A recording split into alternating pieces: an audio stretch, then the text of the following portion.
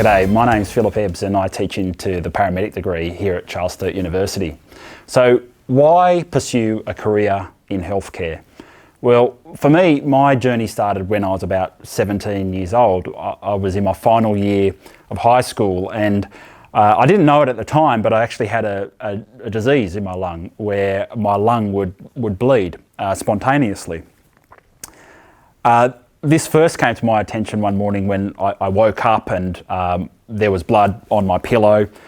It was in my final year of high school. I was 17, I was fit, I had the world before me, I was always confident, and I didn't really want this problem to get in the way of my life. Anyway, I talked to my dad, and he's passed away now, but he was always a guy that used to play things down, as I probably did.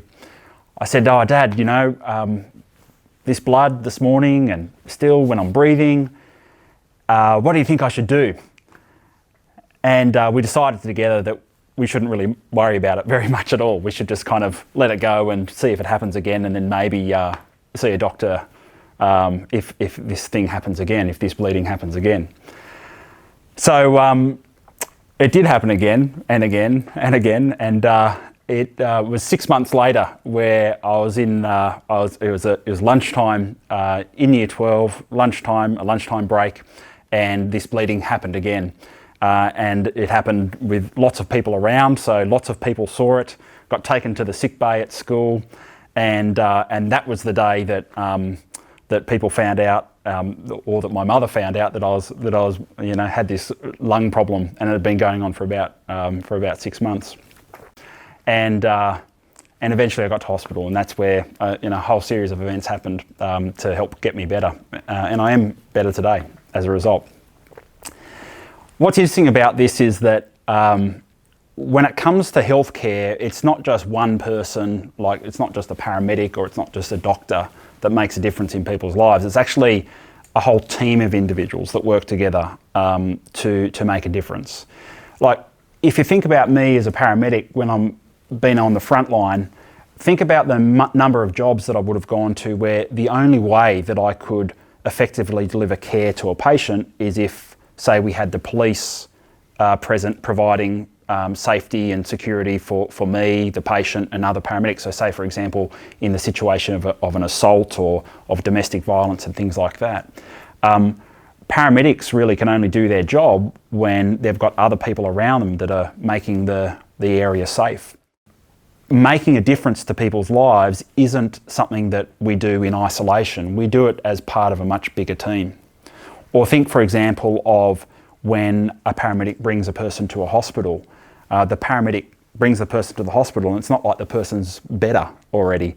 What then happens is, even though the paramedic might have saved the person's life in the immediate term, there's lots more work that needs to occur to help treat that patient and send them back home in a better condition. Work from doctors, nurses, physiotherapists, from the admin staff at the front desks, from back to the radiography people, the people who do the x-rays, the MRIs, the CT scans. These are all critical parts of the healthcare machinery. They're critical parts of helping to make people better and creating better lives for people and for the community. And so if I come back to that episode when I was in my final year of high school, it was just after the trials that I went into hospital, the trial exams, that I went into hospital and underwent surgery.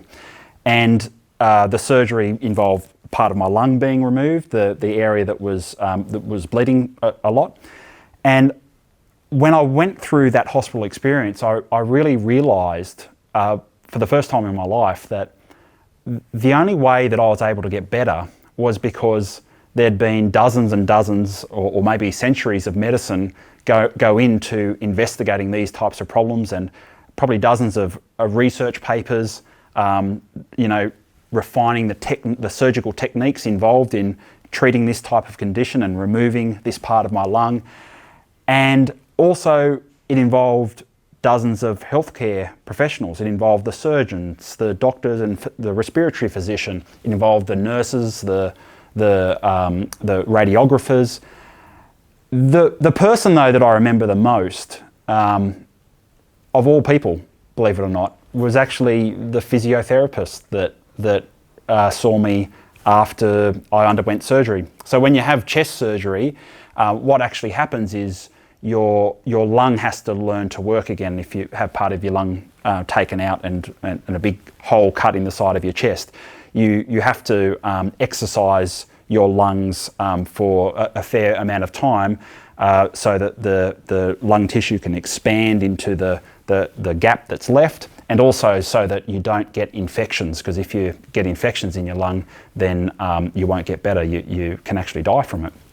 And so physiotherapists are brought in to help you work on your lung expansion and to get you back on your feet, get you breathing properly.